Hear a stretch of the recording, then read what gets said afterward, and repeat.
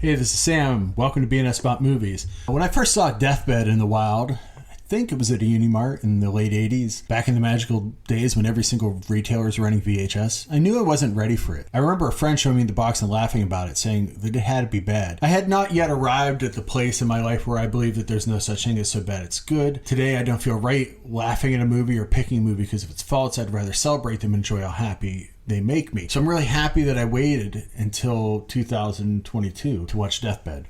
This guy wrote Deathbed, the bed that eats people, took it to a second guy and said, okay, it's called Deathbed, the bed that eats people. Now the backstory is, there's a demon, and then the second guy said, stop drilling, you hit oil. You had me at Deathbed. We are going to rent cameras, buy film stock, hire a crew. We are shooting this masterpiece. There's no reason why Deathbed is as good as it is. I mean, it was shot between 1972 and 1977 for around $30,000 around the Garwood Mansion on Keelson Island in Detroit. That mansion was built in 1924 by a designer, industrialist, inventor of the hydraulic lift and the modern garbage truck and champion speedboat racer Garwood. This 43-room mansion had, at the time, the world's largest pipe organ and a basement swimming pool. By the 60s, it was a counterculture commune thanks to Mark Hoover, who moved into the mansion after 15 years of it being vacant. He used to throw parties to raise rent where the house band Stonefront would often jam with Joe Cocker, Van Morrison, and Johnny and Edgar Winter, Rick Derringer, and Leon Russell. By the next decade, a riotous party by the Outlaws Motorcycle Club, a drug bust, and a lightning strike assist fire destroyed what was left of the once impressive manor. Anyways, how do we get to a bed that eats people? Well, centuries ago, a demon fell in love with a woman and created the bed upon which they would consummate their love. Yet human bodies were not made for demonic lovemaking, and she died, causing the demon to weep tears of blood, which gave life to the bed. Every 10 years, the demon awakens, and the bed is able to satisfy its hunger by eating someone. Only one person, artist Aubrey Beardsley, has been spared, if you can call it that, by being trapped forever inside a painting that must watch the bed forever. Beardsley's a real artist who was a leading figure in the aesthetic movement along with Oscar Wilde and James McNeill Whistler. He was also a significant member of the Art Nouveau community despite dying at just 25 from tuberculosis. He would once say, I have one aim, the grotesque. If I am not grotesque, I am nothing. He was also rumored to have fathered a stillborn child with his sister, which there's no proof of. There's plenty of evidence of his genius work as an erotic artist. His work is so incendiary that he was still causing raids and obscenity charges 70 years after his death. And you might say, wait, is this a regional horror movie? Yeah, it is. The story is broken into meals for the bed, such as breakfast, a time when a young couple trespasses into the mansion and uses the bed for their own desires. As they start their horizontal dance, the bed does what it does and devours them as the artist makes fun of it. In response, the bed telekinetically tears the house apart and blows my mind mere moments into this movie. 3 women then discover the bed. Susan, played by Julie Ritter, who went on to become a composer, Diane, Damien Hall, and Sharon, Rosa Luxemburg. Minutes after disrobing on the cursed mattress, Susan is swallowed in the lunch part of the story, soon to be followed by Diane. Only Sharon survives because her eyes remind the bed of the woman whose death created it. She's also saved in the dinner chapter by her brother, whose hands are eaten when he tries to stab the bed. He just sits there, his flesh and blood digits replaced with crumpling skeletal fingers. Finally, as the demon goes to sleep, the artist reaches out to the mind of Susan and helps her complete a ritual that will destroy the bed. It teleports it from the room and revives the dead mother of the bed at the cost of Susan's life. The mother and Susan's brother immediately do what you think they should, have sex on the evil bed, which sets it on fire and allows the artist to die. Me telling you all this, it's not going to spoil the movie for you.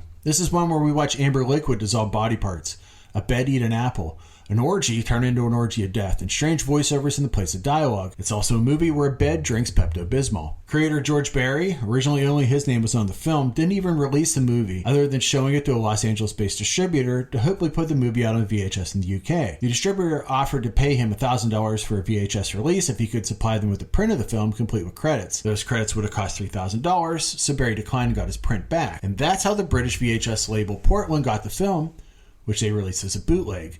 I have no idea how a copy ended up in a gas station in a southwestern PA mill town, which is another mystery. Somehow, Barry was making this movie in the woods at the same time in Royal Oak, Michigan, as horror icon Sam Raimi was making Within the Woods, which was the proof of concept for Evil Dead. In 2014, Gwyneth Roller and Jock Brandis, who was a gaffer, did special effects and played the Minister. He also worked on Serial Mom, Blue Velvet, and 4 Cronenberg movies. Created a 2-act play that starts with how the movie was made, and then as an onstage adaptation of the movie. Barry sadly never made another movie and opened a bookstore instead. What he did create is an absolutely deranged piece of film that would in no way pass through Hollywood's so-called idea factory. And that's why regional horror is such a vast resource, a place where anything can happen, plot is fluid, and magic is everywhere. That's not where the story ends. When I wrote about Deathbed in June of 2022, I never realized it would introduce me to its creator, George Barry. If it did, maybe I would have edited things out, like saying there's no reason why Deathbed is as good as it is, or describe it as an absolutely deranged piece of film. But I was being honest, because there's no other movie like Deathbed, a film that feels like Jean Rollin made his way to Detroit to make a film fairy tale about a Pepto-Bismol guzzling piece of furniture. Then I learned the story of how it was lost,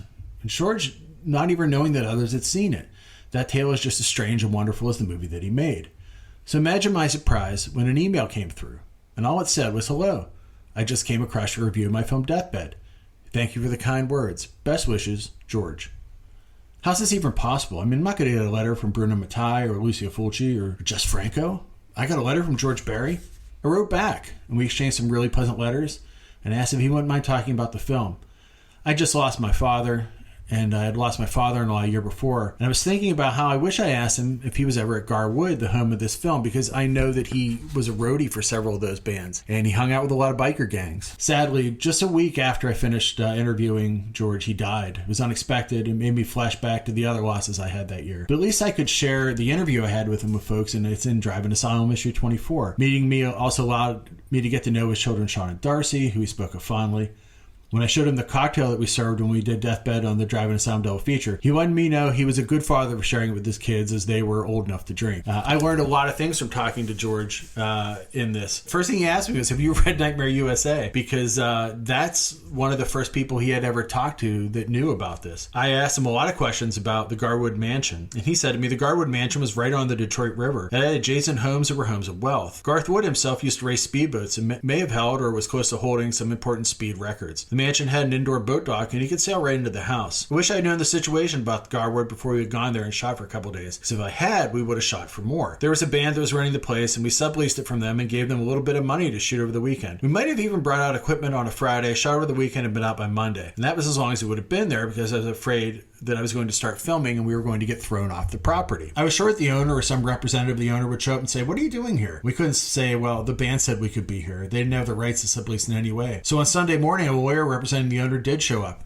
He walked in on one of the crew members that was on a ladder, and we were tapping into Detroit Edison electric lines, so we didn't have our own generator. And we went out and found that every time you plugged anything into the wall anywhere, that would have burned out the electricity. The wiring was shot, and we desperately needed power. So we went directly into the line, illegally, into the Detroit Edison lines, and this guy's up on the ladder, and this lawyer pulled up, and all of a sudden, I thought we were done. I said, "Oh shit, we're gone. We're just gone. So gone." The lawyer ends up chatting with us, and he says, "I hear you're shooting a movie here." And I'm just counting the seconds till he kicks us off, but he doesn't. He's still being so friendly and chatty. He's trying to get information, like what's the nature of the movie? Does it have any sexual content? And we cut to the chase. He would have been delighted if we told him we were going to shoot hardcore sex scenes on the front lawn. He would have said, "Oh, good." Now, why would he do that? At that time, the owner of the property was trying to make it as unappealing as possible, so he was trying to buy the adjacent properties. He needed one or both because he had plans to construct a marina there, but he didn't have enough property to do it. He needed one or two other adjacent properties to make his dream come true. He was trying to make the Garwood into a nuisance, so he rented it to the band. He thought it was going to be rock and roll, but instead of drugs and orgy and people wandering the property, the band started fixing the place up. They were scraping and painting, but it needed major renovation. The break wall had failed, and the property at that point was eroding into the lake slowly anyway. It would have taken a major investment to not only save the house, but to save the property itself. The son of Garwood had such unpleasant memories of growing up in the house that he gave it up for back taxes. He just didn't want anything to do with it, and he wasn't the owner back then in the 70s. He detested the house. But man, the house was amazing. When he walked in, the stone had been quarried in Italy and was shipped over. Yet I got the feeling that Garwood was a very Spartan individual. He did have things, like there was a huge painting of him still in the house. It was so big that he could sail right into the house, and there was a full-size Olympic swimming pool right in the house. He had an organ in the house. I think it was the second largest organ in a private residence in the world. But he didn't know how to play the organ, so it was a player organ. Pipes ran halfway around the ballroom, which essentially subdivided the home. You walked in, and the majority of this building was split in two by this two-story pipe organ that ran from the ground floor to ceiling to the top of the roof of the room. And there were French doors on one end of it that led out to the river. He had this house designed that way because he never wanted to run into his wife. She lived on one side of the house and he lived on the other, and they never had to see one another. They had servants, and those servants took their son from parent to parent, basically. Yet again, the rooms themselves were rather, how should I say it, plainly appointed. His master bedroom was wood paneled and had a fireplace, but within a house that had such a huge ballroom, it was in no way ostentatious. He liked his powerboats, he liked putting on a show, and he liked being separate from his wife. But he wasn't necessarily an extravagant man from what I could tell about the house. Anything ever written about him isn't really about him, it's just about speedboat racing. Back to the people who owned it, they would have loved me shooting porno movies in the house. If anything, my only worry would have been if they would have called the police themselves to have this busted. But imagine, I make the papers who shot a porno movie in the famous Garwood Mansion. They would have loved this. So I asked George, I said, what year was this? And he said 1972. They kicked the band out within the next year, he told me, because they were so respectful of the property, and that's when they rented the place out to a biker convention. They trashed the place. There was excrement in the pool, and you can see the stone statue they smashed. We show a freeze frame of the same statue before and after in deathbed. The other owners had hired private security with shotguns to protect them during this. The owner was declared a public nuisance, and he was not allowed to set foot on his own property for a year. However, he ended up selling to the city with the dream of having a marina. Didn't work out. He still turned a profit nevertheless. This was in 1975, and I figured that he was encumbered by legal restrictions. Well, he bribed his way out of the restrictions and ended up turning a profit. The property now holds, I think, 3 separate houses after they tore the Garwood down after a fire. I guess they finally put that break wall in, and now there are 3 fancy properties where it once was. I asked him, how did you get the connection? He said, I went to school with Dave Marsh, who was an editor for Cream, and he knew the band living there. The plan was just guerrilla shooting in and out. It was a rather fluid script to begin with. I think we had scouted the other location where people walk into the room where the bed is being exiled, and there's a little stone door that was 70 miles away. The other parts were shot in a studio in Highland Park. Anyways, if you'd like to learn more about this, you can grab the issue, Driving Asylum, issue 24. It has a really far-reaching interview with George Barry, and it gets into a lot of things, like his history of watching horror movies, who was he inspired by, and fun experience talking to him. I mean, he sought out Andy Milligan movies when they were coming out, which is incredible. Anyways, if you'd like to learn about that, I'll put a link in the show notes for this issue. Seek out Deathbed. It's an incredible movie. It's the 1977 one, not the remake. There's really no other movie like it, and I have just a genuine fond love for it, and I wish I had known George Barry longer. The short time that we exchanged emails and talked on the phone a few times was great. He actually sent me a book, now playing a history of film posters that I have on my coffee table and I always keep out just to remember him. You can learn more about movies at bnsaboutmovies.com. You can reach out to me at bnsaboutmovies@gmail.com. Thanks for listening.